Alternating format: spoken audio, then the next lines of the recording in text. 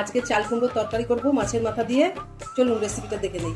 আগে থেকে আমি এই রুই মাছের মাথা দুটো ভেজে রেখেছি, আর চাল কুমড়ো এইভাবে ঝিরিঝিরি করে এরকম করে কেটে রেখেছি। ফোড়নে সাদা জিরে দিচ্ছি, চাল কুমড়ো দিয়ে দিলাম। এর মধ্যে দিয়ে দেবো নুন, হলুদ গুঁড়ো, জিরের গুঁড়ো, একটু লঙ্কার গুঁড়ো দিয়ে দিচ্ছি। ভালো করে এবারে মিশিয়ে নেব। কাঁচা লঙ্কা দিয়ে দিলাম।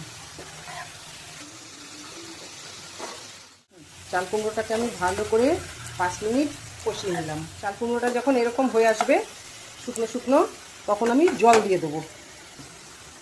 অল্প করে জল দিতে হবে, কারণ চাল কুমড়োর মধ্যেও তো জল থাকে, ওই জন্য অল্প করে জল দিলাম। এবার মাথাগুলো দিয়ে দেবো। 2 মিনিট একটু ঢেকে দিলাম। অনেকটা জল টেনে নিয়েছে, সেদ্ধ হয়ে এসছে। মাথাটা ভেঙে দিচ্ছি। সামান্য একটু মিষ্টির জন্য একটা বাতাসা দিয়ে দিচ্ছি।